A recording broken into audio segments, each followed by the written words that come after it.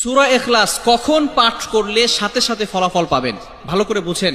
সূরা ইখলাস হচ্ছে পবিত্র কোরআনুল কারীমের ভিতরে ছোট সূরাদের ভিতরে অন্যতম একটি সূরা। তবে ফজিলতের দিক থেকে সূরা ইখলাস হচ্ছে গুরুত্বপূর্ণ ফজিলত, এবং এই সূরাটা এমন একটা সময় আল্লাহ পাক রব্বুল আলামিন নাজিল করে দিয়েছেন যখন আল্লাহ রাসূল সাল্লাল্লাহু আলাইহি ওয়াসাল্লাম দ্বীনের প্রচার করতে লাগলেন। এমন সময় আল্লাহ পাক রব্বুল আলামিন এক আল্লাহর দাওয়াত দিতে লাগলেন। তখন কাফেররা আল্লাহ রাসূল সাল্লাল্লাহু আলাইহি সাল্লামকে কোশ্চেন করলো যে মুহাম্মদ, তুমি তো এক আল্লাহর দাওয়াত দাও, আমরা তো কোটি কোটি দেবতার পূজা করি, তারা আমাদের সমস্যার সমাধান করতে পারে না। তুমি যে আল্লাহর দাওয়াত দাও সেই আল্লাহ কয়জন এবং সেই আল্লাহর সন্তান আছে কিনা?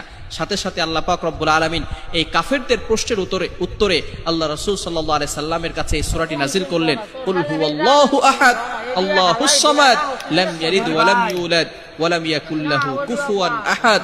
আল্লাহ পাক রব্বুল আলামিন এক, অদ্বিতীয়, এবং আল্লাহ পাক রব্বুল আলামিনের কোনো সন্তান নেই, তিনিও কারো কাছ থেকে জন্মগ্রহণ করেন নাই।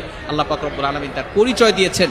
সুতরাং এই সূরাকে যারা মহব্বত করবে, আল্লাহও তাদেরকে মহব্বত করবে। বুখারী শরীফের হাদিস, আল্লাহ রাসূল সাল্লাল্লাহু আলাইহি ওয়াসাল্লাম নিজে বলে দিয়েছেন। আয়েশা রাদিয়াল্লাহু তাআলা আনহা থেকে বর্ণিত বুখারী শরীফের 7375 নম্বর হাদিসের ভিতরে আসছে, এক সাহাবী শুধু সূরা ইখলাস পড়তে বেশি পছন্দ করতেন এবং নামাজে বারবার এই সূরাটা পড়তেন। তার ব্যাপারে অভিযোগ করা হলো, অবজেকশন জানানো হলো, ইয়া রাসূলুল্লাহ